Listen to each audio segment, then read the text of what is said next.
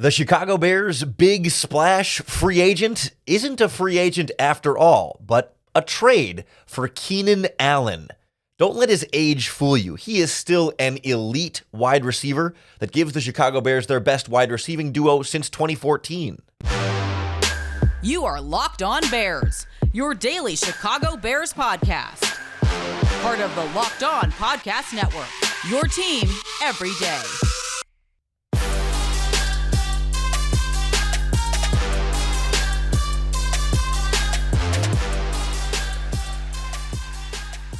This is Locked On Bears, and I'm your host, Lauren Cox. I'm here to bring you your daily, in-depth Chicago Bears news and analysis.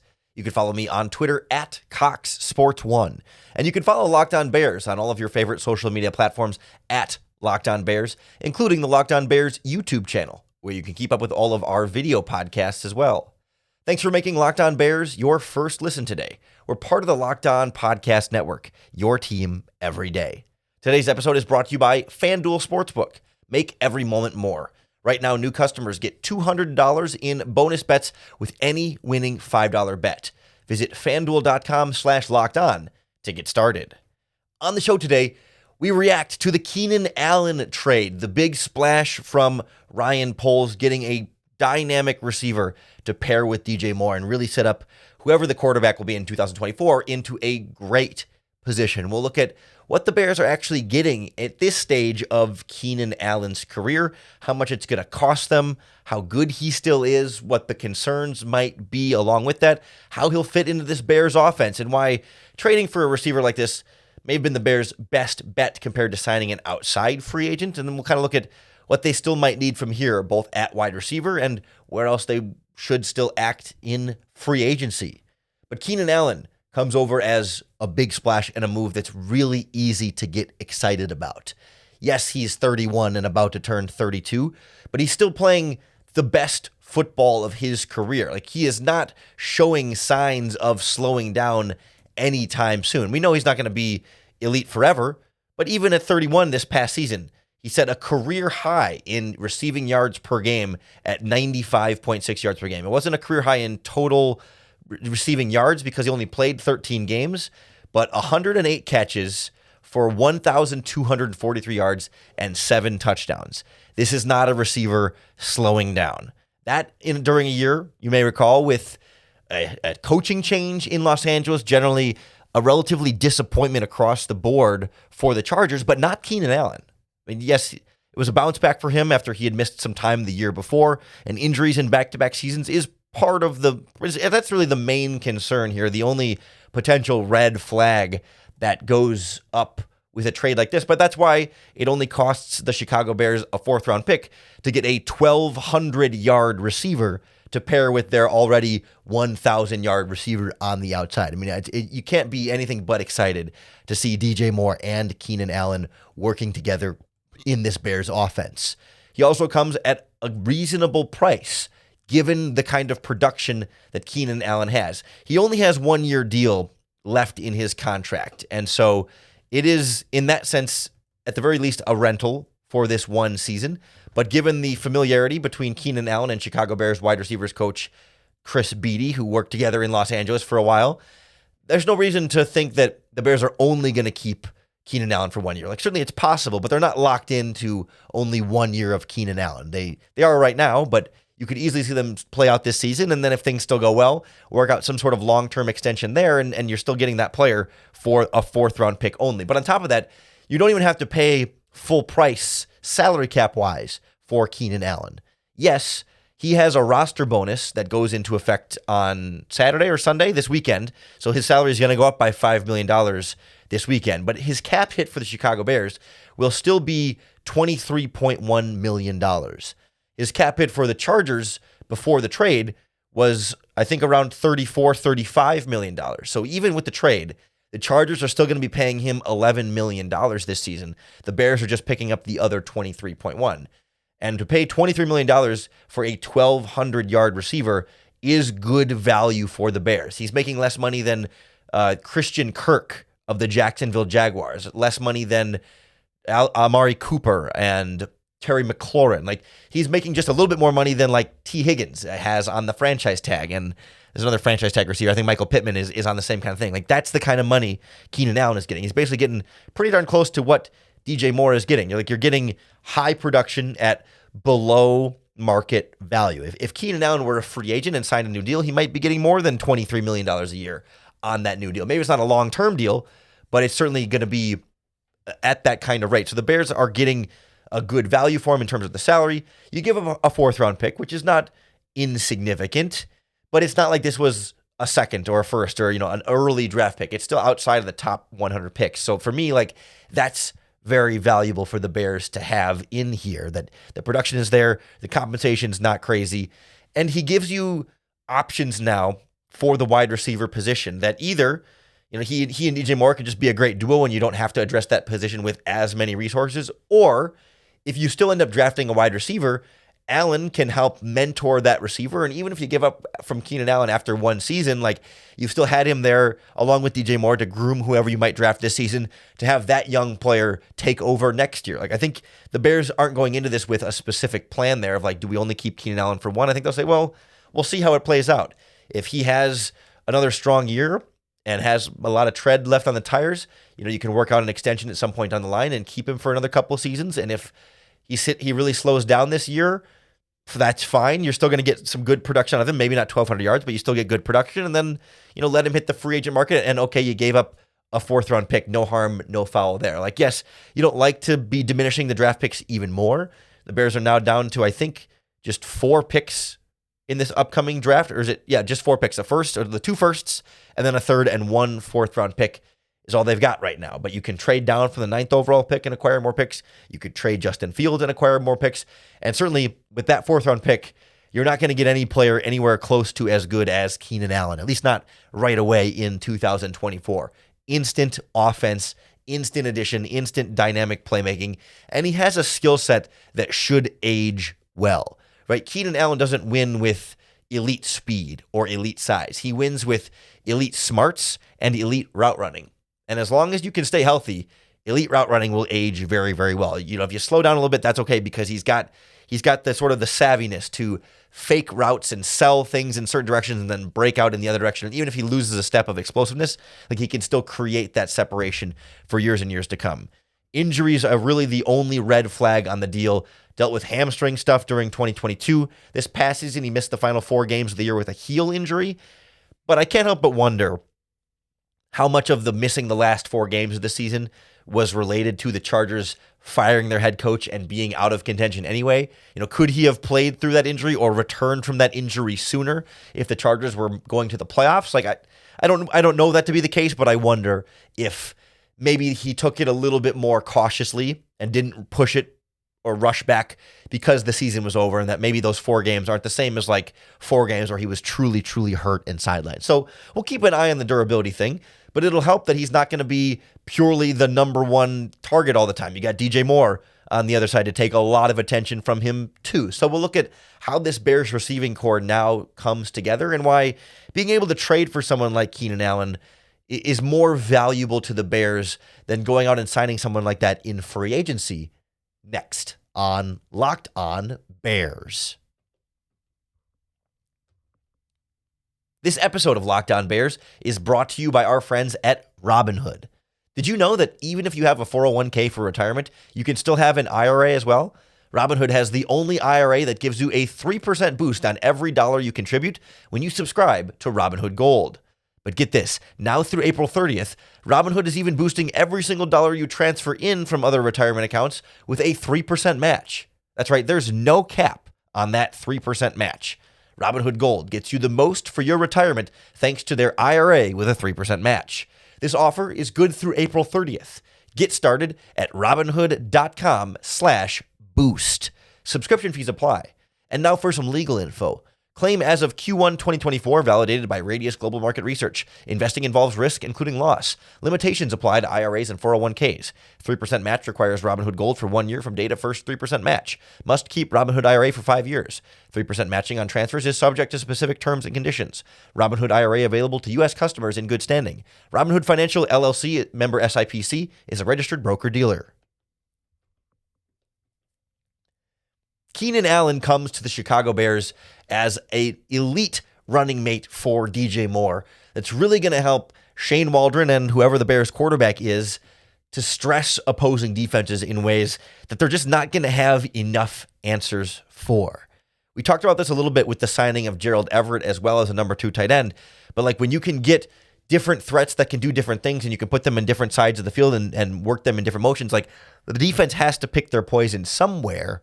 And it's going to eventually have to fall on somebody who's a lot more of a threat than you'd like to, handle lightly. So when you can have DJ Moore and Keenan Allen on opposite sides of your offense, either you have to choose one to try and double team with the safety, or you can keep both safeties deep over the top of both of them, but that's going to leave a lot of space underneath and single coverage for everybody else on the field, whether that's Cole Kmet, Gerald Everett, or if the Bears end up getting a number 3 receiver somewhere, or if that's Tyler Scott or a running back out of the backfield. Like if Allen and Moore are commanding that, hey, you need a safety over the top and a corner underneath, that's 2 receivers occupying 4 defenders. And that leaves 7 players to cover everybody else and also rush the quarterback. So if you're going to rush 4, that leaves 3 other players to cover everybody else. And if you got 3 other receivers on the field, like that's one-on-one coverage across the board. It kind of becomes simple math there. And certainly anytime you have to start shading one safety to one side for one of these receivers and not the other one's going to have more favorable matchups. And how many teams have like 2 really good cornerbacks that they trust one-on-one? A few teams do, and maybe the Bears are one of those teams, depending on how confident you are in Tyreek Stevenson. But like for the most part, teams are going to have to pick their poison there. They'll put their best cornerback on one of them, and then their second best cornerback is going to go on the other. And I'm not really sure if, as I said here today, which one, if I'm a defense, who's the scarier threat there to me? I mean, they both offer different things. I think Keenan Allen is probably a little bit more, but Keenan Allen's older, so we'll see exactly what that looks like this past season. But Keenan Allen has had more production and more, proven production over his career than DJ Moore, but Moore is coming off a really strong season too. Like, so there's just a lot you can do. You can also put them together on the same side of the field, and then, if one of them's in the slot, you're going to get a better matchup there. You can run routes that complement off of each other, maybe one setting the other one up to the inside or to the outside. And again, cornerbacks are going to be set in this spot where, okay, I'm in a zone and I've got Keenan Allen on my left and DJ Moore on my right. Like, who am I supposed to pay more attention to here? Like how you're supposed to keep tabs on those guys, and then also Kmet and Everett at tight end. Like imagine you come out with 2 wide receivers, 2 tight ends, and a running back. It's Moore and Allen on the outside. It's Kmet and Everett at tight end and DeAndre Swift in the backfield. Like you've got 7 guys in the line of scrimmage with your 2 tight ends, so you're in a position to run the ball well. But those 2 tight ends are also great receivers. So you could also come out with those 2 guys at receiver and look at a 4 wide receiver look with Moore, Allen, Kmet, and Everett. And the defense is in their base defense. And how do you kind of keep tabs on all those guys? You have linebackers moving out to cover those guys. Then maybe you motion in Keenan Allen across the formation and then snap the ball. So then a linebacker's trying to run with him. And there's so many different ways you can manipulate the personnel on offense and the formations to then manipulate the defense and where the coverage is going to be to get good matchups. And then it's not just like, okay, DJ Moore is going to get all the attention, so he's going to have to be a decoy often, and then you're checking it down to Velus Jones every time. Like, no, you've got that legitimate other option that opens up so much more for this Bears offense. And it's really why Ryan Poles opts for the trade market for big splashes like this as opposed to free agency. I think the Keenan Allen trade is a lot like the Montez Sweat trade in this regard, where, like we talked about at the time, really, really, really good players don't hit free agency, or very, very rarely hit free agency. If a player hits free agency, there's usually a reason, right? That there's a reason why he wasn't so valuable to his previous team that they would do whatever it takes to keep him. And that it's the only really good players that move end up getting traded, because those teams, if the player is that valuable to that team, they would rather get a draft pick for him than just let him walk in free agency. So that's why, like, Ryan Poles trades for Montez Sweat and then signs him to a contract extension, because Sweat was going to be better than any edge rusher that was going to hit free agency. Younger, more consistent production, like more cost effective of a signing as well. Like the more valuable player then comes via trade there. And the same thing is true for wide receiver. Like, sure, you could have paid Calvin Ridley 4 years, $90+ million or whatever he got. Like the Bears are paying Keenan Allen this year less than what Calvin Ridley is going to get per average on his career on his 4-year, $92 million deal. That averages out to $23 million a year. That's exactly what Keenan Allen is going to get this season. Now, Calvin Ridley's year one cap hit's going to be lower for this year, but then the rest of his contract, Calvin Ridley's going to make more over the rest of his contract than what Keenan Allen is going to make from the Bears this year. And I would much rather have Keenan Allen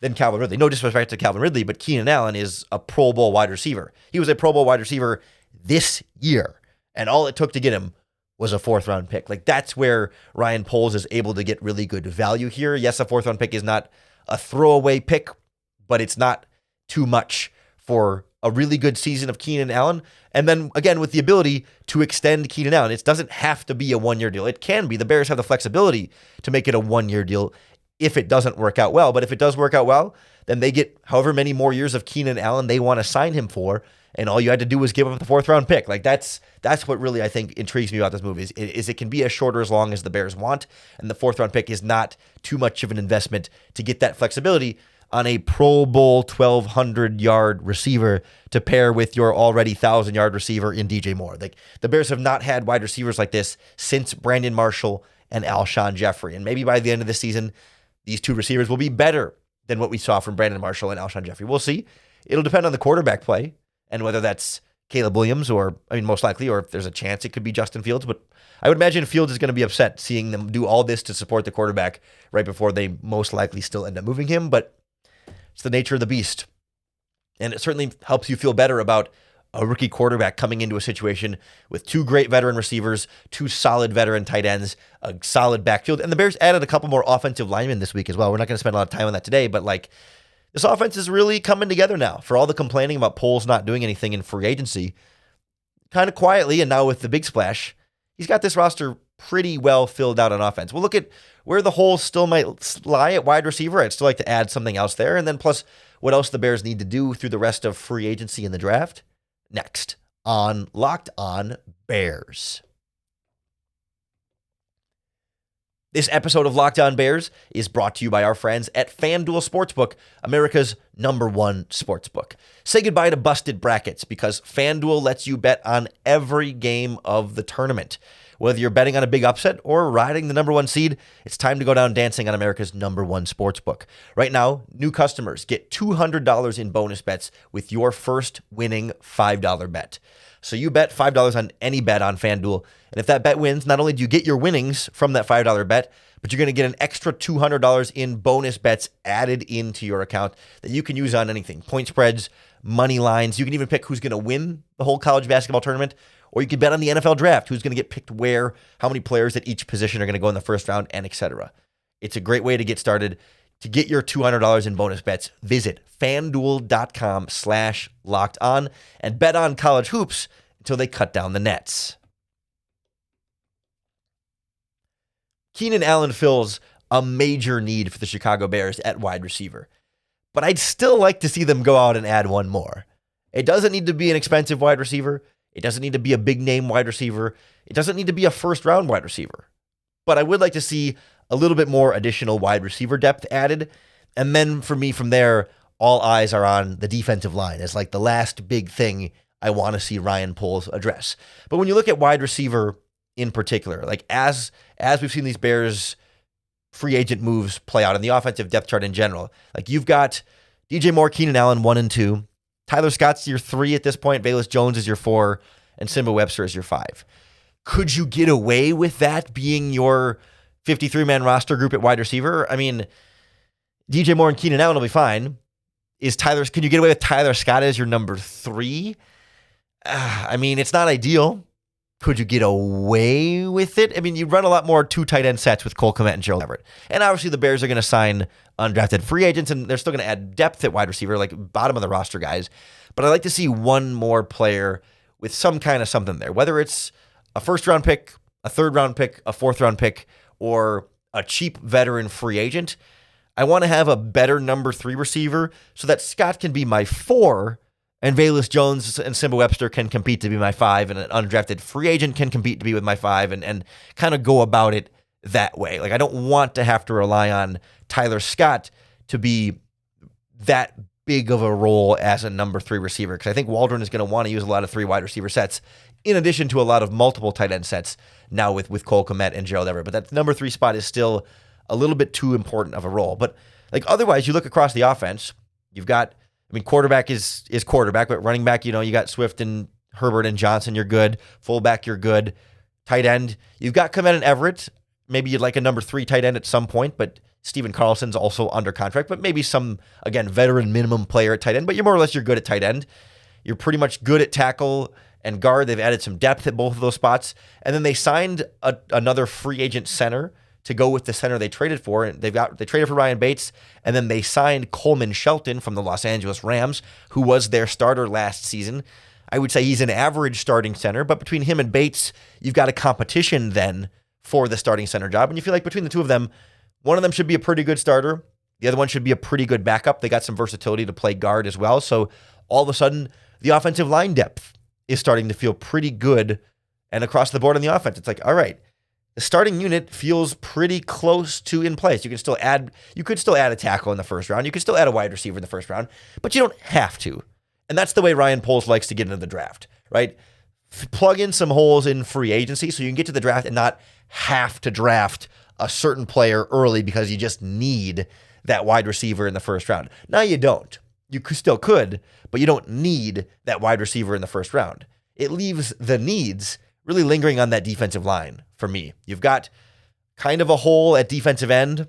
DeMarcus Walker could be your starter, but ideally he's your number 3. And you've got kind of a hole at defensive tackle where Gervon Dexter could start in year 2, but ideally you'd like to have a veteran in there to rotate with Gervon Dexter. But otherwise, you're pretty good. Signed a backup linebacker. You've got good linebacker depth at this point. The entire secondary has returned, plus you add Jonathan Owens for some better safety depth. Like, you don't really have to touch the secondary much. You could draft, a free safety to build and develop behind Kevin Byard. You can always draft more corners. You can never have too many of those. Like, you've got options where you could draft at those spots, but really, it's just about addressing the defensive line with a couple of more veterans and or rookies in there. Like, sure, you could use that 9th overall pick on a pass rusher. A Dallas Turner, a Leatu Latu from UCLA. Pick your edge rusher, Jared Verse, maybe in that conversation as well. Or you could trade down from 9, recoup some of those draft picks that you gave up to go get Keenan Allen and that you gave up for Ryan Bates. And you've given up a lot of draft picks so far. But you could trade down and get an edge rusher later on in the first round if you don't want to take one with the 9th overall pick. Like, you've got options here. I still think, given that Ryan Poles had a free agent visit lined up with DJ Wonnum from the Minnesota Vikings, who ended up signing with the Panthers, but it shows, hey, the Bears are talking to defensive ends. I would imagine they're talking to defensive tackles as well, and they still have some decent cap room left to sign these players. Like, Keenan Allen comes in and takes $23 million out of their chunk. Like, that's a decent amount, but the Bears were at like 44 before this, so they still have about $20 million. So you could sign a $5 million defensive tackle and an $8 million defensive end and still have plenty of money left over to kind of get you through your emergency fund through the season. You're still going to have to sign some more, cheap depth players. You might want to sign, another tight end like we talked about, another wide receiver, maybe another offensive lineman, but they kind of filled that out. Maybe another linebacker, but they kind of filled that out. Like, there's not really that much left to do.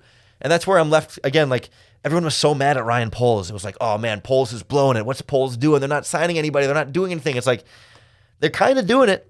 They've been doing it subtly and quietly and slow and steady, but that's always been his approach now 3 years into him as the general manager. Still want to see what he does on the defensive line. You don't have to give the offseason an A+ right now because of the Keenan Allen trade. I give the trade itself an A, but like, let's still see what he does on the defensive line. He didn't address it enough last season and had to wait and get Yannick Ngakoue down the line. And so, like, before we praise him for doing great or kill him for not doing well, like, let's see all that he's going to do, and then we can evaluate it wholly, but we can't fully evaluate it until we see him take the steps that he wants to take, and he hasn't had enough time to take the steps that he wants to take. He's slowly making those signings, and we're seeing it play out in front of us, and that's what's so fun and exciting about free agency. You've got new weapons for potentially your new quarterback. You've got the defense coming back, some pieces potentially being added to that defense. It's really easy to be excited about the Chicago Bears right now. So enjoy it, hold on to it, and have fun with it, because pretty soon we're going to be to the dead part of the offseason. So let's enjoy this excitement when there aren't games on TV whenever we can. That's what makes free agency one of the most fun times of year. It's a lot of fun to break it all down for you here on the podcast. We're going to get some help doing so next week on the podcast. We're going to talk to our friends at Locked On Chargers about Keenan Allen to get a sense of what that injury situation was like and truly how much gas he's got left in the tank. We're going to talk to our friends from Locked On Titans about why Tennessee moved on from Kevin Byard and how much he's got left in the tank. We'll talk to our friends from Locked On Eagles about DeAndre Swift, what he did in that backfield, what Kevin Byard did in that secondary as well. Like, we're going to go around the horn here and around the Locked On Podcast Network to use our local experts to get you up to speed on all of the big name Bears free agent signings. So make sure you hit that subscribe button on YouTube or wherever you listen to podcasts. That's going to be the best way to keep up with all of our daily, in-depth Chicago Bears news and analysis. Thanks for making Locked On Bears your first listen today. We're part of the Locked On Podcast Network, your team every day. If you're looking for your second listen, check out Locked On NFL, where I was guest hosting today. We talked a little bit about Justin Fields as a trade. We talked about the Sam Howell and Desmond Ridder trades, and we talked about all of the other big free agent signings from Thursday. I was also a guest on Locked On Sports today, talking about quarterback trades and Justin Fields. It's been a very busy week of Bears content. So check out some of our national Locked On Sports shows for more Bears and football talk. Come on back on Monday for another episode of Locked On Bears and another opportunity to bear down.